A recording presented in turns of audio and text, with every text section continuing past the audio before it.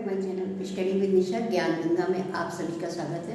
जैसे कि मैंने बोला था कि आपके लिए मैं नया वीडियो कुछ लेकर आऊँगी और ये भी बताया था कि जैसे कि शब्द भंडार के अंतर्गत का ही ये पार्ट है।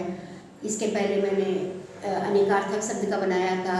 आज मैं श्रम श्रुति भिन्नार्थक शब्द के बारे में। श्रुति श्रम भिन्नार्थक शब्द, जैसा कि शब्द से ही प्रतीत हो जा रहा है कि श्रुति श्रुति मतलब श्रुति का मतलब होता है सुनना, सम का अर्थ होता है समान, भिन्नार्थक और अर्थ भिन्न हो। तो इसका अर्थ हुआ कि जो सुनने में समान लगे लेकिन उनका अर्थ भिन्न हो। अब मैं व्याकरणिक परिभाषा के रूप में जा रही हूँ, क्योंकि ऐसे तो हम लोग नहीं सीखते कि जो सुनने में समान हो और उन्हीं को हम श्रुति सम भिन्नार्थक, लेकिन हमें जब परिभाषा लिखनी होगी तो हम इस तरह से लिखेंगे। श्रुति सम भिन्नार्थक शब्द वे शब्द हैं जो सुनने में समान प्रतीत होते हैं पर उनके अर्थ अलग अलग होते हैं। उनके कई अर्थ होते हैं कि जैसे कि एज एग्जाम्पल मैंने बताया कि अंत का अर्थ होता है समाप्ति होना, खत्म होना, और दूसरा होता है अंत का अर्थ होता है नीच। इसी तरीके से अंश का अर्थ होता है हिस्सा या पार्ट या भाग हम कह सकते हैं, और अंश का अर्थ होता है कंधा।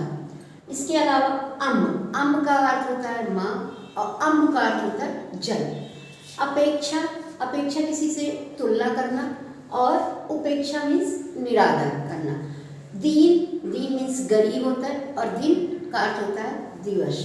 अविराम सुंदर और अविराम लगातार, ये हमारे बोर्ड की परीक्षाओं में भी आते हैं और हमारे जो प्रतियोगिता परीक्षाएं हैं उनमें भी आते हैं। इसका कम से कम 2 से 4 नंबर का तो मतलब आना ही आना है। तो इसके लिए और भी बहुत सारे, जैसे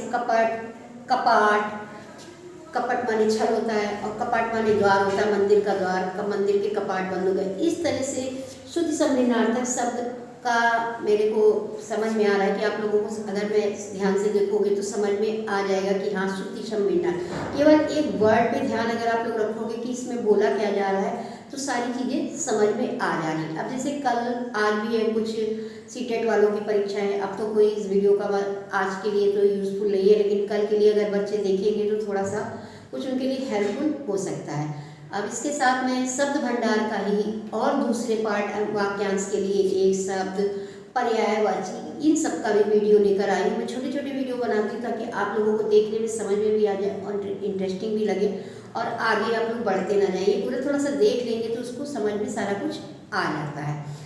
थैंक यू, धन्यवाद। आज मैं अपने इस वीडियो को यहीं पर विराम देती हूँ और कल मैं और नया वीडियो लेकर आऊँगी।